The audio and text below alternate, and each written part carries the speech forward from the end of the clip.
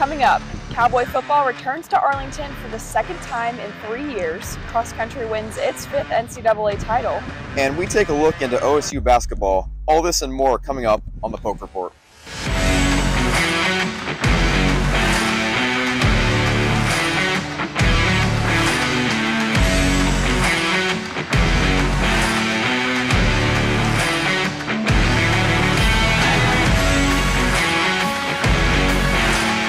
Hello and welcome to the last edition of this year's Poke Report. I'm Toni Wetmore. And I'm Griff McClellan. Today we're outside of Boone Pickens Stadium once again, but this time in front of the Barry Sanders statue. Toni, do you think one day Ollie Gordon could have a statue built like this? Oh, absolutely. After that impressive performance against BYU with 5 touchdowns by him alone and, carrying this team to really turn that season around and even get a chance to play in the Big 12 championship. OSU has punched its ticket to Arlington for the Big 12 championship following an 18-point comeback, a hard-fought win over BYU. To be exact, it's the largest home comeback in OSU program history. And we love to see a win in Boone Pickens Stadium, and hopefully that can translate over to Arlington. Dylan Taylor has the preview on the Cowboys matchup against Texas this weekend. The Oklahoma State Cowboys are heading to Arlington for the Big 12 championship. The last time the Cowboys played in the Big 12 title, the team looked very different. The team was led by Spencer Sanders at quarterback and playing for a potential college football playoff berth. However, the game went in heartbreak for the Cowboys, with Baylor stuffing them at the goal line. Senior offensive lineman Preston Wilson says the ending of the game haunted him for a long time, but it won't be a factor against Texas this weekend. When it first happened, I used to think about it, but quite often. It haunted me for a little bit, but that was something I had to get over quick. Moving into the next season, it was before this next season starts, this is dropped, because you can't focus on your current guys if you're still worried about the past. So now I'm over that, and I know the other guys start too. It gets brought up and stuff, and that's the only time it's ever talked about is when other people ask. We never bring it up ourselves. It's not something that, this happened, that happened. We need to go back to what happened in 21, this and that. No, that's the past. So, honestly, that doesn't affect us. We're worried about the current game and the current situation, living in the moment and playing in the moment. Now, OSU and Texas did not play against each other in the regular season this year. However, OSU has won the last 2 meetings, most recently being here at Boone Pickens Stadium where the Cowboys came out on top. But linebacker Colin Oliver says history will not have an impact on the game this weekend. As much as I'd like it to, history doesn't matter. We're going to go out there and ball. Texas is a great team. They have great talent. So, we're just going to go out there and execute our calls if we have any, and go out there and try to get it done. Oliver and the defense held BYU to just 10 points in the second half and overtime in the win on Saturday.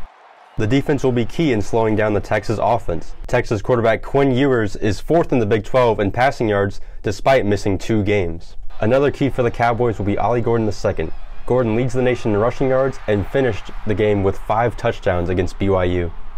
This will be the last meeting between the two schools as Texas joins the SEC. Both schools will be looking to claim their first Big 12 title in over a decade. The game kicks off at 11 a.m. on Saturday in Arlington. For the Poke Report, I'm Dylan Taylor. Thanks, Dylan. I certainly hope the Cowboys can beat UT in Arlington. And what an impressive second half comeback it was against BYU. Exactly, and one key player on the defensive side of the ball was safety Trey Rucker. Rucker had 5 total tackles, 2 fumble recoveries, and 1 in particular. Tatum Shelton breaks down Rucker's heroic performance. Oklahoma State stayed strong and defeated BYU in double overtime last weekend. The Cowboys' success over the Cougars would not have been possible without Oklahoma State's safety Trey Rucker. Rucker played his most outstanding game for the Cowboys. Rucker had 2 forced turnovers for OSU, the only 2 of the game. The first turnover happened at the Cougar 19-yard line when Rucker recovered a fumble by BYU.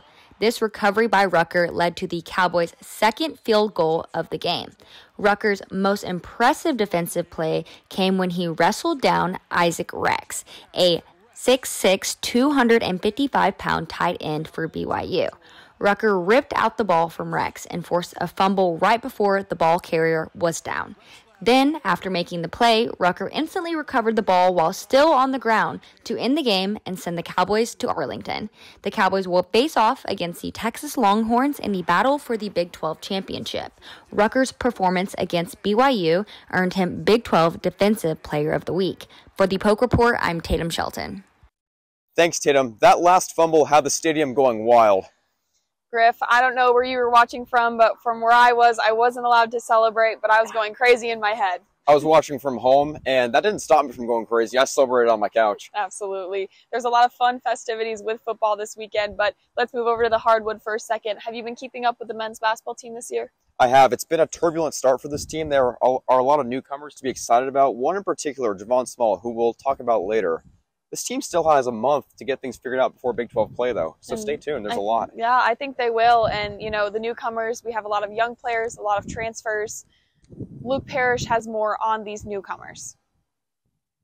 The Oklahoma State men's basketball team looks drastically different than it did a year ago. The Cowboys only returned 3 players from last season's roster in Bryce Thompson, John Michael Wright, and Keon Williams.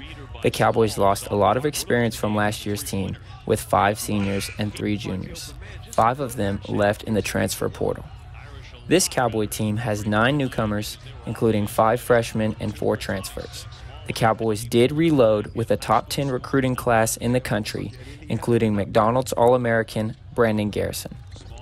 It's an extremely young team for the Cowboys, and that is evident by the 3-3 record early in the season.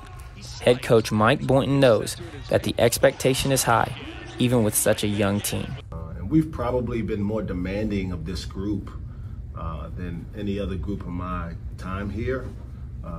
Not coincidental, it's one of my youngest groups, and I'm aware that we need some of these young guys to come along pretty quick.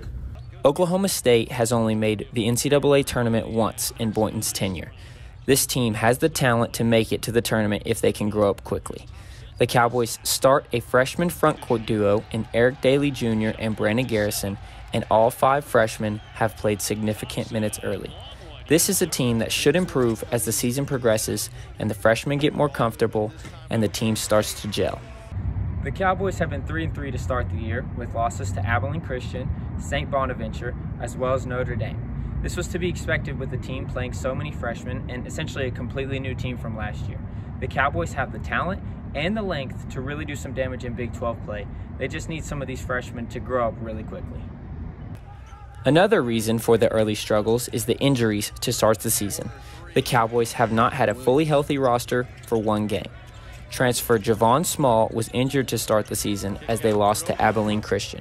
The Cowboys also lost leading scorer Bryce Thompson to injury in their loss to St. Bonaventure. With a loaded Big 12 schedule, there will be plenty of opportunity to make up for the early losses. The Cowboys still have everything in front of them, and with so much of the season left, I would not be surprised to see this team in March. For the Poke Report, I'm Luke Parrish. Thanks, Luke. The Cowboys have really come together in their last few games, and we'll see how they can continue that heading towards conference play. We're going to take a quick commercial break, but don't go anywhere because coming up next, we provide more details on Javon Small's impact and how cross country brought home another championship for the Pokes. Stay tuned. I want to show you something. This is the money we could save by switching from fresh packed California crushed tomatoes to concentrated tomato paste. I want to show you something too. I got a new door. Go take a look at it.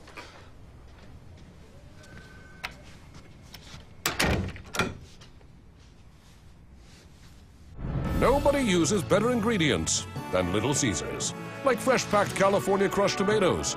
Pick up a large, deep dish for just $8. Pizza. Introducing Lincoln Black Label at Diffie Ford Lincoln. Designed to impress those with impeccable taste, Lincoln Black Label features a collection of interior themes and a host of exclusive membership privileges inspired by attention to detail and a love of automobiles. With Lincoln Black Label, you'll enjoy an extended premium maintenance plan that covers wear items or even remote vehicle delivery. Lincoln Black Label isn't about luxury ownership, it's about membership. Lincoln Black Label, exclusively at Diffie Ford Lincoln.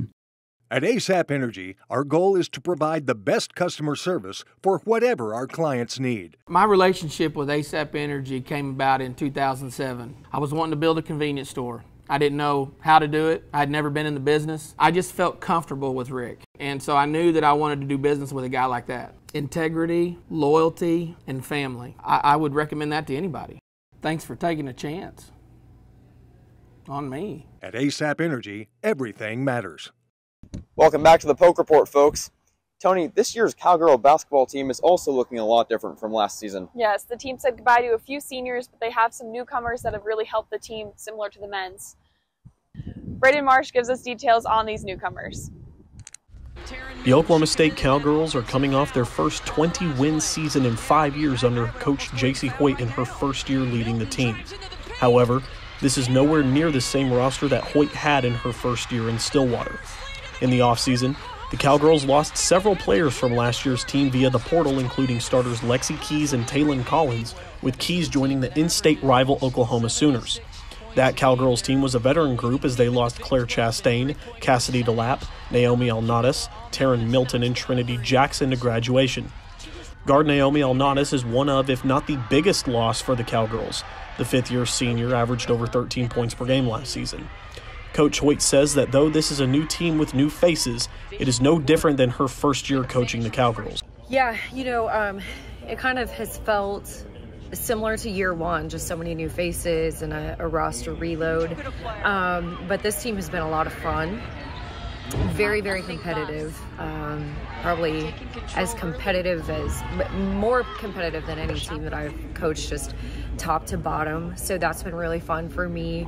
And then just, trying to figure out how we can make things mesh. And the Cowgirls are currently 3-3 on the season, with 2 of those 3 losses coming to nationally ranked teams in top 20 Ohio State and top 10 Colorado. Junior guard Anna Gret-Ossie is currently leading the team in scoring with 17 points per game. With the Cowgirls as a whole averaging 78 points per game, the future is bright for this young roster. With the great loss of talent from last year, Hoyt quickly went to work in the portal and managed to get star North Texas guard Quincy Noble, who averaged 17 points on 43% shooting for the Mean Green last season, as well as earning first-team Conference USA honors and becoming 5th on the single-season scoring list. Although they are off to a shaky start, expect the Cowgirls to make a lot of noise in the Big 12 this season. For the Poke Report, I'm Braden Marsh. Thanks, Braden. I'm excited to see these newcomers and our returners play on Sunday against Wyoming. And moving on to another women's team, the Cowgirl equestrian season has come to a close. Kendall McGee recaps the team's fall season highlights. The equestrian team has recently come to an end for their fall season, and needless to say, it's been a rocky road for the Cowgirls. Coming into the season, a lot of the Cowgirls seniors have graduated, leaving them with a fresh team with new competitors to begin their fall season. The team began the season with a loss against TCU as the Cowgirls put on a hard-fought battle against the Horned Frogs, but couldn't finish. Although the team put on a good fencing performance, the Cowgirls beat them in every other competition, with the score being 10-9. Then the Cowgirls flipped the script, winning against number 8 Baylor away in Waco, Texas, with a score of 10-8, making it their 12th straight win against the Bears. In the match, the Cowgirls had peak performances that contributed to their win, like Claire McDowell, who had her 5th straight win in the horsemanship event with a 68-64 performance against Gianna Posey. After the team's big win, one would think that the Cowgirls were on track for a season of victories, but that was not the case. The Cowgirls lost 2 games against number 3 SMU and number 4 Texas A&M, adding more losses to their record. Against SMU, the Cowgirls lost to the Mustangs 7-10, with OSU scoring 2-1 in the reigning event, which sealed the win for SMU. And against Texas A&M, the Cowgirls almost clinched a win, but it fell short as the team lost 9-10. The Cowgirls needed something to give them confidence, and when they went against Fresno State, they took their opportunity as the Cowgirls swept the Bulldogs 12-7. In the fifth match, Sydney North led the way, scoring 86 points and beating her opponent by 11 points. But then again, the Cowgirls went into another slump of losses, as they were defeated by South Carolina and Georgia State. South Carolina took the victory 12-8 against OSU as they swept the Cowgirls in the flat and reigning event. And the equestrian team's last game ended at Georgia State, where they lost against the Bulldogs 11-6, which concluded the fall season. It will be hard for the equestrian team to come off these losses, but Lois Epteveld said that she still sees the promise of her team. I think we have a lot of potential this year. It was kind of a shift having so many seniors graduate last year, but I think that we are headed in the right direction. I think that we're learning how to become better and better every single meet. And we have had some really tough losses, but it's really great to see how everyone just keeps digging deeper and trying to keep our heads up. And because I know that results will show eventually if we keep working hard, because I think this is probably one of the most talented teams that we've had. With the fall season concluding, the Cowgirls won't be playing for a while. Maddie Fussell says that the team will use this time to encourage their fellow competitors. I think taking this break and encouraging everyone to keep their heads up and get right back to work and not just get down on ourselves and come back stronger in the spring. The Oklahoma State Cowgirls' next spring season will begin February 9th, and its first game will be against the Baylor Bears. For the Poke Report, I'm Kendall McGee. Thanks, Kendall. We wish our equestrian team good luck for its upcoming spring season. And speaking of other teams that found success this fall, how about another NCAA championship for cross country? That's right, Tony. Cross country recently won its 5th NCAA championship, which now marks 55 overall for OSU athletics. It's very impressive. Indeed it is, and these athletes show us what it means to be loyal and true. And they make us proud every time. Jenna Murph shows us how the Pokes won it all once again. Oklahoma State is now the home of 53 national championships. Cowboy Cross Country is your 2023 NCAA national champions. After losing a tiebreak for last year's title, Oklahoma State left no doubt in 2023. The Cowboys had 5 runners in the top 15 and finished with 49 points, 22 ahead of Northern Arizona University. OSU's win ended a 3-title streak from NAU and gave the Cowboys its first title since 2012. Head coach Dave Smith had this to say about the program. The program is a collection of individuals. It's the individuals that make the program. I think it's not the opposite. And so right now we're on one of those waves. We've got a really good group of people that support each other, are excited for each other, definitely challenge each other. The Cowgirls also earned a spot on the podium with a 3rd-place team finish, the best placement for the Cowgirls in school history. The 156 points scored by the Cowgirls is a school record by almost 50 points. It's also OSU's 3rd top 5 finish at the national meet, and the 2nd time they've done it under Coach Smith. For the Poke Report, I'm Jenna Murph. Thanks, Jenna. We are so glad to see the Pokes add another trophy to their collection. We're going to take a quick break, but when we come back, more on Javon Small's impact for Cowboy basketball, and we'll do our weekly picks. Stay tuned.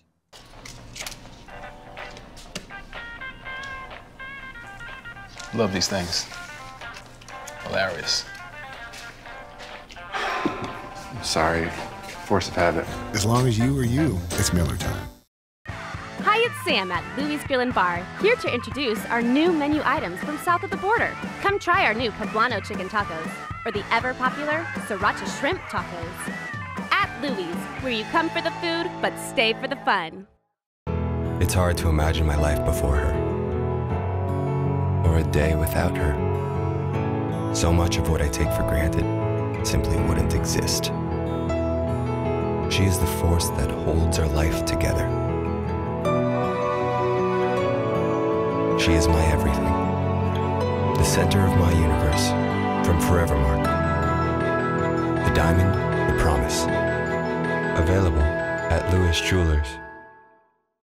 Welcome back to the Poke Report. It's hard to believe that this is our last segment of the year. That's right, Tony. Time flies. It feels like only yesterday we were in Ames, Iowa, filming our first episode. Yes, there were a lot of memories on those road trips and here in Stillwater. But first, before we talk too much about that, Carlos Cortez has more on Javon Small's impact on this team. Oklahoma State was in need of a point guard last season, but this year they found one. In comes transfer guard Javon Small, taking the point. The East Carolina transfer has helped the Cowboy offense find its rhythm and looks better offensively than the past couple of years. But it hasn't been easy for the junior guard, having to come back after not playing once last season. Small says it feels great to be back on the hardwood. Fans. It felt real good to be back out, just playing with my teammates and getting the dub. That felt good. It meant something to me. Definitely shows that the crowd, supports all the players really big. And it was my first game since January, so for me to come out and have a pretty good game, it felt pretty good. It's too early to say still. This is Javon's first game in probably 10 months. He last played in the first half of last season. So we're still trying to figure ourselves out together. I think today was a good sign of what we can be over the course of the season. We just have to do it consistently. Small is averaging 14 points with 5 assists and 5 rebounds per game.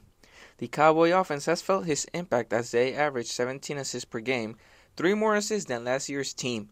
Small says that he just sees the game differently than others and sees plays before they happen. Yeah, I kind of want to say it was a God-given ability. I've been playing point guard my whole life. I kind of see plays before it actually happens. And then on the other hand, I also do watch a lot of film, so I kind of just see what defense does, and I just try to pick up off of it and make an adjustment. Small is looking to keep improving this Cowboy offense and hopes to take it to the big dance in March on the NCAA tournament. For the Poll Report, I'm Carlos Cortez. Thanks, Carlos. Hopefully Small can have the impact to help bring the Cowboys back to the NCAA tournament. Now we're going to have our Big 12 analyst Chase Horsley join us to give his analysis of the Big 12 right now. Chase, what do you have for us? Guys, Big 12 championship, it's finally here, and we're a part of it. And I do have to say, at the beginning of the season, I put Oklahoma State in the Big 12 championship, so we're rocking pretty good. But this is the 12th time that the Cowboys and Texas have met, and the Cowboys have won every single time besides 4 times against Texas. They've also got a nice 2-game win streak going, and we got to talk Ollie Gordon. 5 touchdowns last week, and then Quinn Ewers coming back for Texas. It's going to be a fun show. And halftime at the Big 12 Championship, you guys didn't know, Nelly's performing. Are you guys getting to go to Arlington? I am. I will be there, and I'm a big Nelly fan, so I'm very excited. You're going, right? I am. We're doing more Poke Report action, so stay tuned, folks. Awesome. Well, I'll be there as well, too. So, man, all 3 of us going to be rocking it. It's going to be a fun time. But the Big 12 came out with some awards as well, too. And I want to jump into those real fast. Ollie Gordon, already talking about him, Offensive Player of the Year in the Big 12. Then you also have Sweat off Texas, Defensive Player of the Year, which is going to be a big task for the Cowboys to stop. And, of course, got to talk about head coach Mike Gundy, Big 12 Coach of the Year for the second time since 2021 to 23 in the last 3 seasons. Man, what a great ride for the Cowboys to finish up the season after going 2-2 on the season, starting out with the South Alabama and the Iowa State loss. Who cares about those? We're going to the Big 12 Championship, baby. When it's all said and done, we're in Arlington. And without further ado, it's time for the last time this semester, our favorite segment, Weekly Picks. Let's start out west with the opening game on Friday night between the Oregon Ducks and the Washington Huskies to compete for the Pac-12 championship in this epic rematch. Tony, who are you taking? Last time we picked this matchup, I did take the Ducks, and they did not succeed. So I'm going to go with Washington for this one. Chase, say you. For this one, I have got head coach Kalen DeBauer as my head coach of the year for what he's done to this Washington program. Michael Penix Jr. is he's a cheat code.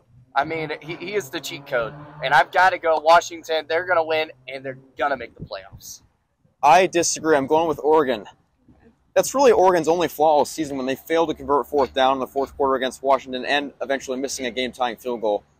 In this case, I think Bo Nix outduels Michael Penix. Oregon's played better lately. Give me the Ducks in the thriller. Next, let's head to the Big Ten Championship where the heavily favored Michigan Wolverines take on the Iowa Hawkeyes. Tony? Based on the scores of the Iowa games and how they competed this season, I'm taking Michigan. Chase?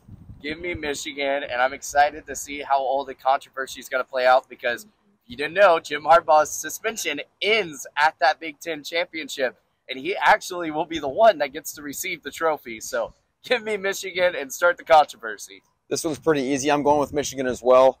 Every player on that team loves Coach Harbaugh, and it'll be quite a return for him, and I think Michigan cruises to an easy win. Now, let's head to the ACC Championship where Louisville meets Florida State. Tony? Florida State's been rolling this season. I don't see them losing to anyone, even Louisville, so give me Florida State. Florida State's in a bit of a pickle. Without Jordan Travis, he's out for the season, done with his college career. But did that stop him on winning some games? It did not. I've got Florida State. They're going to beat Louisville this week and maybe punch their ticket to the playoffs. So it's going to be interesting. Mike Norvell, he has done an outstanding job with that Florida State program.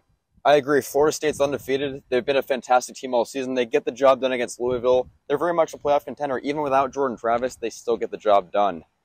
Now heading over to Atlanta for the SEC Championship in one of the most thrilling games of the weekend where the Georgia Bulldogs meet the Alabama Crimson Tide. Tony? I debated back and forth on this, but I just can't pick against Nick Saban and how he coaches, so give me Alabama. All right. Let's start the controversy talks in the playoff, y'all. Alabama's going to go in beat Georgia, and now start the whole conversation of will they get into the playoffs? Will Georgia get into the playoffs? It's going to be one fun debacle that we're going to end up seeing. But give me Bama. Both of you picked Bama. Interesting. I'm going to go a different route and picking Georgia. They're the new kings of the SEC. They have been the last 2 years. They have a 29-game winning streak. Their last loss coming against Alabama in this same position, the SEC championship. This year, I think Georgia's just been better. Alabama's had a bunch of close calls. But last week, you got to hand it to Jalen Milroe with that 4th and 31 and a touchdown in the back corner of the end zone. That's unbelievable. But you have to remember, that's what Jalen Milroe has been doing all season long. Second half, you look at the first half, and Bama's like, I'm out of this. Second half, Bama takes it, wins it. That's exactly what they're going to end up doing this week. All right. This is certainly booked my calendar for one of the most exciting games of the week. Without further ado, it's time for the most exciting game of all, though, the Big 12 Championship. Toni, let's start with you. Who are you taking? Give me Oklahoma State. I just feel like it's written in the stars. Ollie Gordon coming off that performance. He'll continue to roll. Alan Bowman looked great in that game as well. And, of course, the defense. Nick Martin shows up out of nowhere in every play. You see him on one side of the field, and then he's tackling the quarterback. So I would say give me the Cowboys. I'm going to go 33-30 Oklahoma State. All right, so Texas comes in as one loss on the season, and that was to the Sooners. They come in with Steve Sarkisian, who didn't get Big 12 Head Coach of the Year, and they could probably come in with a little bit of bitterness on this one. But the Cowboys are coming in, again, haven't lost in the last 12 games besides 4 times. They also come in, have a chance to be the only team in Big 12, Big 8 history to knock 2 of the original teams out and going to the SEC.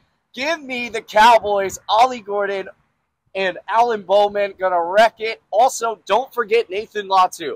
Man, he has been a stud this season, and excited to see that he's getting to play for the Big 12 Championship. Also, Brennan Presley is going to get some of that taste out of his mouth as well, too. So, give me the Cowboys. I'm going to go a high-scoring game. 42-35, Cowboys win. OSU may be a 15-point underdog, and I picked against them once this season, and luckily it backfired. And it's been a turbulent roller coaster kind of season with a bunch of lows, including obviously South Alabama, recent UCF loss, and a loss to Iowa State. That being said, we've also had our highs. Alan Bowman can limit his turnovers. Ollie Gordon's been on a tear, especially in the second half. If they can keep that rolling, they can outduel Texas. This team can very much compete with the Longhorns. Not many people are giving them a chance, but give me the Pokes taking home really an improbable Big 12 championship. Give me 34-31 Cowboys. All right, one more thing to add. Cowboys have nothing to lose. Texas has everything to gain in this game, potentially CFP.